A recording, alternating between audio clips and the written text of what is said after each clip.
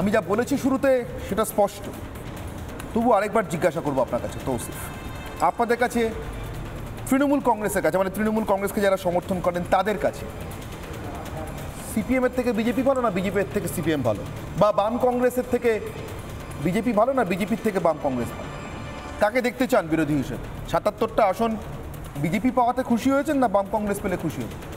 না দেখুন, এবার জনতা ডিসাইড করবে যে ওনারা কাকে অপোজিশনে দেবেন, সেটা করবেন, কিন্তু সেটা আপনাদেরকে শাসক করবেন কিনা সেটাও ঠিক করবেন, কিন্তু শাসক হিসেবে কাকে বিরোধী দেখতে পেলে খুশি হন? না, যা জনতা ডিসাইড করবে। কেন, যখন জনতা মমতা ব্যানার্জিকে পদ দিয়েছে চিফ মিনিস্টারশিপের, উনি নিজের কাজটা করে যাচ্ছেন, জনতার সাপোর্ট আছে, আর জনতা ডিসাইড করবে যে অপোজিশন কাকে দেবেন। একটা জিনিস তো আমি বলতে পারি যে বেঙ্গলের মানুষ দেখেছে ৩৫ বছর বামপন্থী এখানে কিভাবে দুর্নীতি করেছে, কিভাবে এখানে মানুষদের সঙ্গে অত্যাচার করেছে। তাহলে মানুষ নিজেই চিন্তা ভাবনা করে ভোট দেবে। কেন, অপোজিশনও হওয়া দরকার, কিন্তু একটা রেসপেক্টেবল অপোজিশন যারা ভালোভাবে কাজ করবে, এটা জনতা ডিসাইড করবে।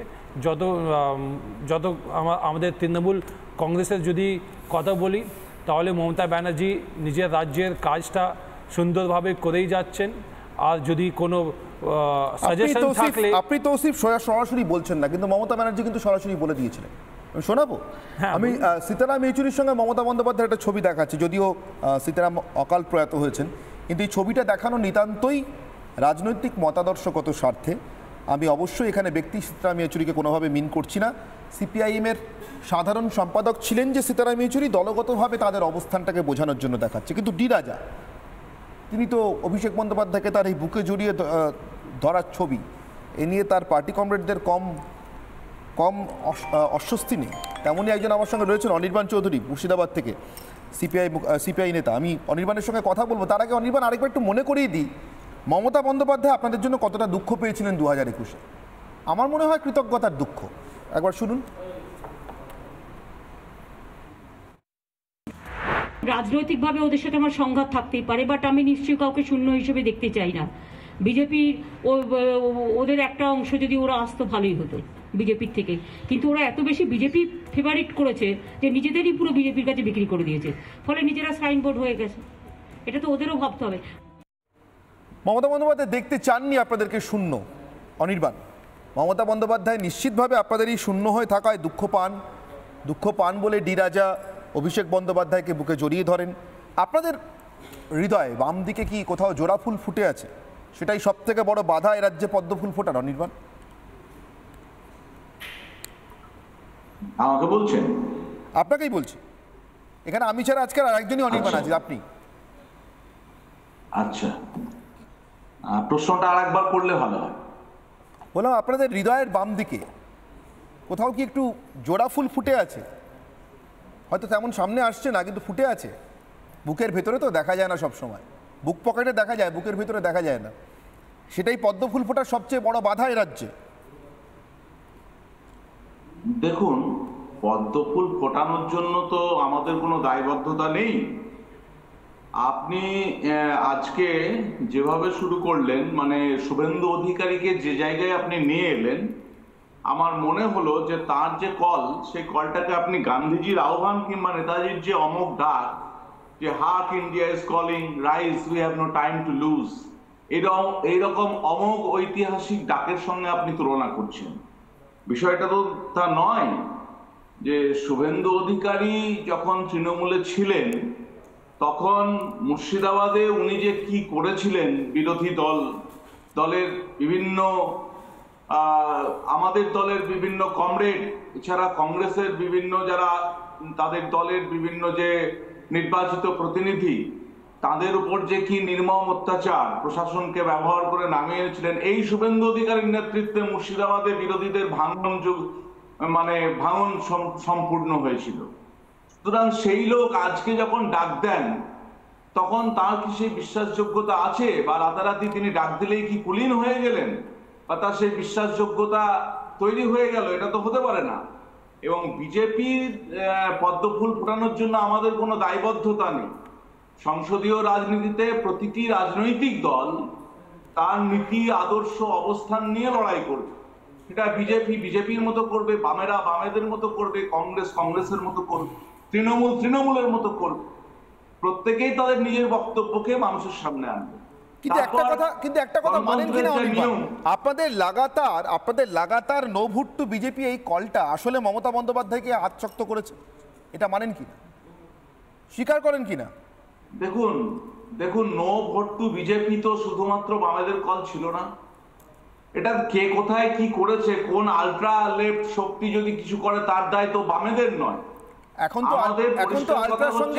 তো আলট্রার সঙ্গে লেফটের আর কোনো ব্যবধান নেই।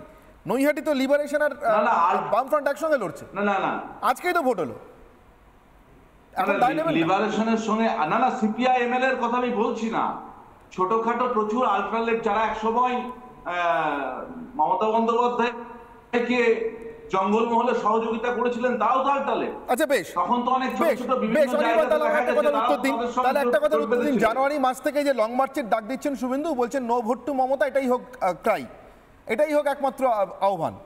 এতে আপনারা একমত কি? আমি তো বললাম শুভেন্দু, আমি বলছি উত্তর দিই, শুভেন্দু অধিকারী তো নেতাজি সুভাষচন্দ্র বা মহাত্মা গান্ধী নন যে ওর একটা সার্বিক কল তিনি দিয়ে দিলেন আর তার পিছন পিছন ছুটতে হবে। তিনি হঠাৎ কি করে কুলীন হয়ে গেলেন? তিনি তৃণমূলে থাকতে কি করেছিলেন সেই ইতিহাস ভুলে যাবো কি করে? অনির্বাণ, রাজীব গান্ধীর অর্থমন্ত্রী বিশ্বনাথ প্রতাপ সিং, ইন্দিরা গান্ধীর অর্থমন্ত্রী মোরারজি দেশাই বা তার স্বরাষ্ট্রমন্ত্রী জগজীবন রাম, এরাও কি রাতারাতি কুলীন হয়ে গিয়েছিলেন? এদের সঙ্গে বামপন্থীরা হাত মিলিয়েছিলেন কিভাবে? আপনারা তখন ইন্দিরার সঙ্গে ছিলেন, পরে তো আবার বিশ্বনাথ প্রতাপের সঙ্গেও এসছেন। আচ্ছা, আপনাদের কাছে কি মুলায়ম সিং যাদব কুলীন ছিলেন? লালু প্রসাদ যাদব, চারা ঘোটালা লালু প্রসাদ যাদব কুলীন ছিলেন? এদের সঙ্গে হাত মিলিয়েছেন কি করে? এদের সঙ্গে হাত মেলানো যায়? আর যে মমতা বন্দ্যোপাধ্যায়ের অপশাসন, কোটানকোট অপশাসনের বিরুদ্ধে দুবেলা এত কথা বলছেন, এত বক্তৃতাবাজি করছেন আপনারা, তাকে সরানোর জন্য নো ভোট টু মমতা শুধুমাত্র একটা কলে একমত হওয়া যায় না। আমি বলিনি বিজেপির সঙ্গে আপনাদের পার্টি মিশিয়ে দিতে, নো ভোট টু মমতা বলতে আপনাদের আপত্তি কোথায়? নাকি মমতাকে ভোট দিক লোকে, এটা আপনারা চান? দেখুন, বিজেপি তো তৃণমূলের ন্যাশনাল অ্যালি, এটাকে অস্বীকার করবেন কি করে? এটা তো ইতিহাস। সুতরাং বিজেপির সঙ্গে তো হাত মেলানোর কোনো প্রশ্ন। সারা ভারতবর্ষে বিজেপির বিরুদ্ধে আমাদের লড়াই, আর এ রাজ্যে আমরা বারবারই বলছি 2021 সালেও তাই, সারা দেশে 2016 সালেও তাই ছিল। এটাই তো জিজ্ঞাসা করছি অনির্বাণ, আমরা আপনাদের লড়াইটা বিজেপির বিরুদ্ধে, মমতার বিরুদ্ধে নয়। মমতা আপনাদের কাছে অত বড় শত্রু না। কেন নয়, এটা তো আপনি মিস ইন্টারপ্রিট করছেন। সারা ভারতবর্ষে বিজেপির বিরুদ্ধে আমাদের লড়াই, এ রাজ্যে বিজেপির বিরুদ্ধে এবং তৃণমূলের বিরুদ্ধে আমাদের লড়াই। তৃণমূলের বিরুদ্ধে সবচেয়ে বেশি বামপন্থীরা আক্রান্ত হয়েছে লড়াই করতে গিয়ে। অনির্বাণ, আপনার কাছে সোজা প্রশ্ন আছে। অনির্বাণ, আপনার কাছে একটা সোজা প্রশ্ন আছে। ঈশ্বর না করুন, আমি বলছি একটা হাইপোথেটিক্যাল সিচুয়েশন ভাবুন। ঈশ্বর না করুন, আপনার বাড়িতে ডাকাত পড়ুক, আমি চাই না। যদি আপনার বাড়িতে ডাকাত পড়ে, একসঙ্গে দুজন ডাকাতকে আপনি একসঙ্গে মারবেন? আপনি তো নিশ্চয়ই হিন্দি সিনেমার হিরো নন, কোনো একজন ডাকাতকে বেছে নেবেন তো, নাকি? না, হাইপোথেটিক্যাল প্রশ্নের উত্তর এইরকম ভাবে দেওয়া যায় না। আচ্ছা, আপনি দেখেছেন এরকম হিন্দি সিনেমা নায়ক ছাড়া একসঙ্গে দুজন ডাকাতের সঙ্গে লড়ছে? দেখেছেন এরকম? দেখুন নীতি আদর্শগত লড়াইয়ে সারা ভারতবর্ষে বিজেপির বিরুদ্ধে আমাদের লড়াই যেমন চলছে তেমনিই চলবে। মানে সোজা কথা, আমাদের মমতা বন্দ্যোপাধ্যায়ের বিরুদ্ধে তৃণমূলের বিরুদ্ধে এই রাজ্যে লড়াই চলবে। মানে সোজা কথা, এর মধ্যে কোনো অ্যাবসার্ডিটি চলবে। আপনি হিন্দি সিনেমার অবাস্তব সিচুয়েশনের সঙ্গে বাস্তব রাজনীতির ছবি মেলাতে পারেন না। রাজনীতিতে একাধিক দল তো লড়াই করে, এটাই তো নিয়ম সংসদীয়। এক্স্যাক্টলি, আমি তো এটাই বলতে চাইছি অনির্বাণ, আমি বাস্তব ছবিটা তো বুঝতে চাইছি। আপনারা বাস্তব রাজনীতিতে এরকম একটা অ্যাবসার্ড ছবি আঁকছেন কেন? একসঙ্গে দুজনের বিরুদ্ধে লড়বেন, আজ পর্যন্ত একসঙ্গে দুজনের বিরুদ্ধে লড়তে কেউ জেতেনি। সুমন রায়চৌধুরী, সংসদীয় রাজনীতিতে একাধিক দলই তো লড়াই করে। আপনাদের সবচেয়ে তৃণমূলের বিরুদ্ধে লড়াই। নানা ধরনের কন্টেন্ট দেখার জন্য লাইক করুন, শেয়ার করুন আমাদের ফেসবুক পেজ, সাবস্ক্রাইব করুন আমাদের ইউটিউব চ্যানেল। পাশাপাশি অন্যান্য ব্রেকিং নিউজের জন্য অবশ্যই চোখ রাখুন রিপাবলিক বাংলায়।